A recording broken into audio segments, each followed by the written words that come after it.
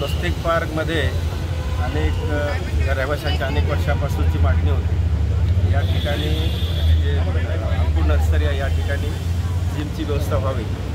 एकमेव असं स्वस्तिक पार्कमधलं हे गार्डन वाचलेलं आहे आणि या ठिकाणी कुठल्याही प्रकारची सुविधा नव्हती। लोकांची मागणी होती की या ठिकाणी आम्हाला साफसफाई करून त्याचं सुशोभीकरण करून या ठिकाणी आम्हाला जिमची उपकरणं लावून द्यावी, कारण विशेषतः ज्येष्ठ नागरिकांसाठी जिमची उपकरणं लावून द्यावी लहान मुलांच्या वेळी। कारण आपण बघितलं की स्वस्तिक पार्कच्या या रहिवाशांना इथून आपल्याला पुढे जॉगिंगसाठी जायचं, चालायसाठी जायचं किंवा काय उपकरणाचा उपयोग करून घेण्यासाठी आरोग्याच्या हिताच्या दृष्टीने उपयोग करण्यासाठी डायमंड गार्डन हे एकमेव असं ठिकाण आहे की ज्यात ही सगळी सुविधा आहे। आणि हे डायमंड गार्डन आहे ते स्वस्तिक पार्कपासून 1.5 ते 2 किलोमीटरवर असल्यामुळे त्यामुळे ज्येष्ठ नागरिकांना जाणं कठीण असतं आणि रोज त्यांना जाणं आणि प्रवास आता सध्याच्या वाहतुकीचा आपण बघितलं की ट्रॅफिकचा फार मोठा प्रश्न चेंबूरमध्ये वेगवेगळी कामं मेट्रोची चालू असल्यामुळे ही सगळी परिस्थिती असताना ज्येष्ठ नागरिकांना चालत जाणं कठीण व्हायचं आणि म्हणून इथे या ठिकाणी राहुलभाई वाळद आमचे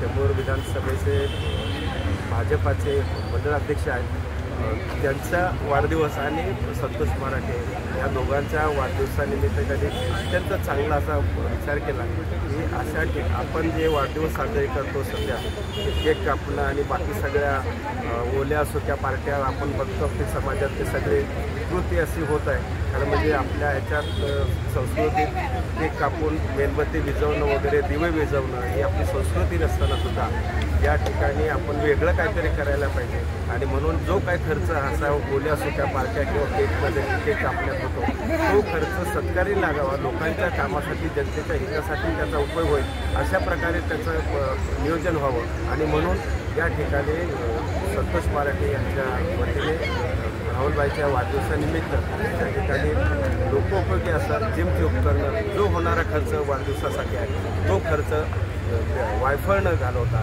तो त्याचा लोकांच्या हितासाठी खर्च करणं हा त्यातला मुख्य उद्देश आहे। हे खरं म्हणजे अनुकरणीय आहे। हे समाजाला पुढे उदाहरण म्हणून बनणारा असा कार्यक्रम आज संतोष मराठे आणि राहुलभाईच्या वाढदिवसानिमित्त झाला। निश्चितपणे त्या दोघांनाही वाढदिवसाच्या शुभेच्छा देतो।